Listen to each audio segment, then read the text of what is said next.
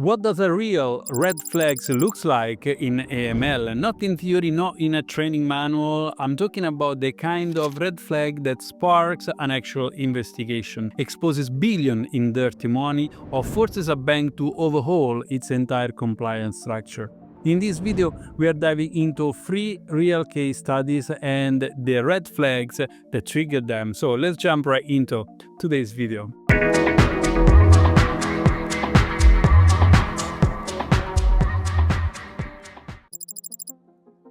In anti-money laundering, we all talk about red flags, but very often in practice, it's easy to ignore them when they pop up in routine reviews. And yet, in every major financial crime scandal, the warning signs were there, sometimes years before anyone started to act. And that's why today we are not just listing generic red flags, we are looking at specific ones that triggered real investigation and change the industry. Whether you're new to AML or a seasoned professional, these stories hold the lessons for all of us.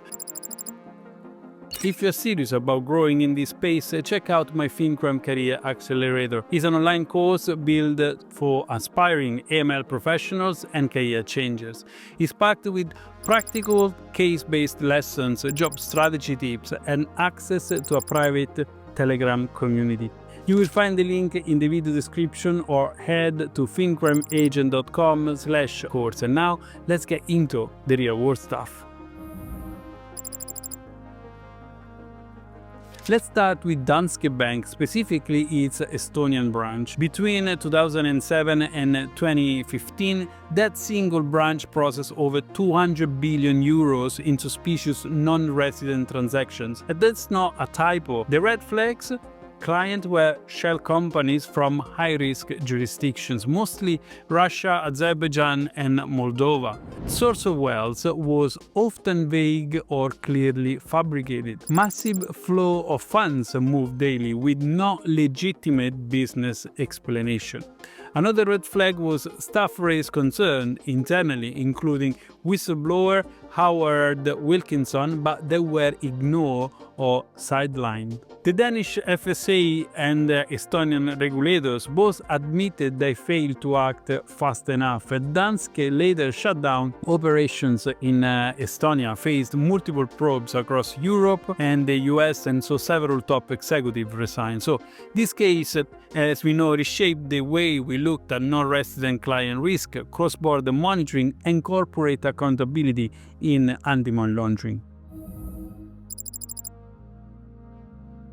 Let's now rewind to 2012 and the HSBC money laundering scandal. Followed a detailed investigation by the US Senate. HSBC agreed to a $1.9 billion fine for failing to prevent money laundering, particularly through its Mexican operations. And the red flag in this case were structuring of cash deposit just under reporting threshold, day after day across branches, transfers from shell company with no commercial activity into US accounts.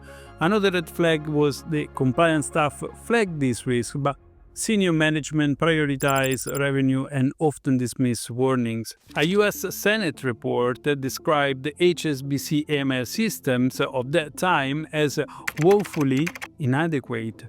In fact, HSBC continued serving clients even after internal alerts were raised. This was done by simply rerouting the activities through other legal entities. As you know, this case sparked a global wave of de-risking and compliance overhauls, especially in correspondent banking and in high-cash businesses. In 2020, the FinCEN Files leak hit headlines worldwide. Over 2,000 suspicious activity reports were leaked to BuzzFeed News and investigated by the ICIG, showing that major banks were flagging suspicious transactions but still processing them anyway. Some of the key revelations included JP Morgan moved over $1 billion for a client that was tied to the 1MDB scandal even after internal alerts. Deutsche Bank processed suspicious wires for mirror trading schemes despite multiple SARs. HSBC allowed a known Ponzi scheme to move funds even after submitting SARs about the very same client. And the FinCEN file exposed a critical industry flaw. Filing a SAR doesn't equal risk mitigation if the transaction flow never stops. It was a wake-up call about the gap between detection and action, and a reminder that escalation procedure can just be as important as monitoring tool. Let's sum it up. AML isn't just about flagging risk, it's about understanding what the red flag actually means and making sure the right action follows.